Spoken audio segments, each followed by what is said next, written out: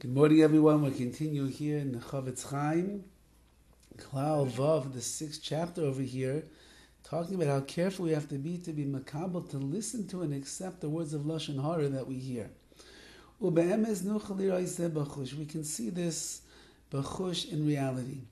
Shemishu shemei Lashon HaRa, when someone listens to Lashon HaRa, av she'ein b'dayta l'kabla, even though he doesn't intend to accept it as being true, nevertheless, he gives encouragement to the person that is speaking Lashon HaRa to continue in his evil ways.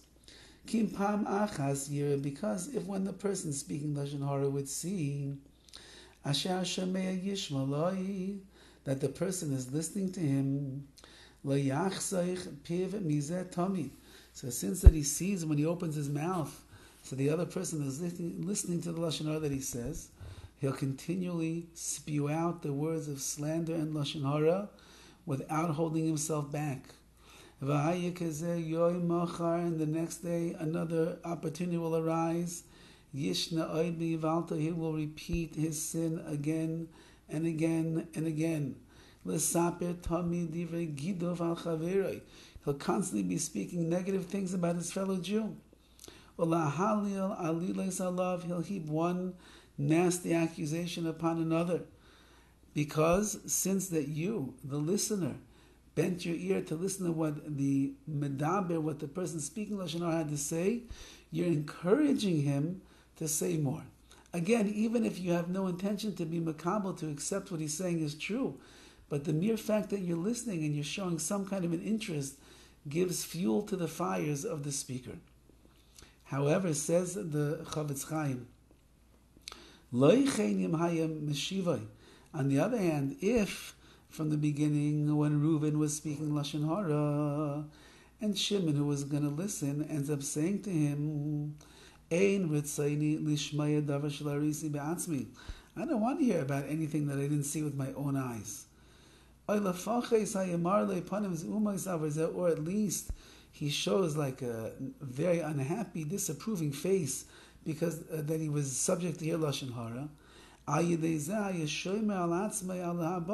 So then Reuven, who's speaking Lashon HaRa, will be much more careful in the future. He's not going to tell over negative things about other people. Because he realizes that these comments end up being a shame for himself, for Reuven.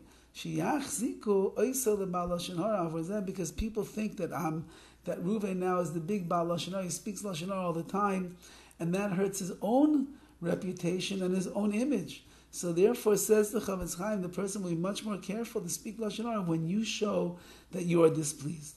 Like the Rabbi Yoina mentions in Shari Tshuva, and that is the following concept.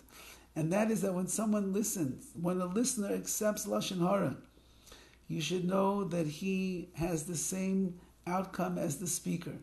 Because the person who's speaking Lashon HaRa says, oh, you see, the fact that someone's listening and they accept what I said, it must be then that what I'm saying is true, and therefore it's okay what I'm doing.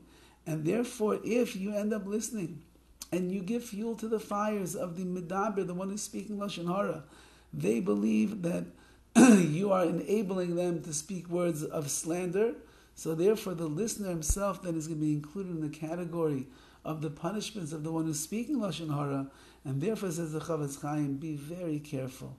When someone's about to speak Lashon HaRa, be strong and say, you know what, I'm not interested in listening. Or at least make a disapproving face at the person to show them that you believe what they're doing is the wrong thing.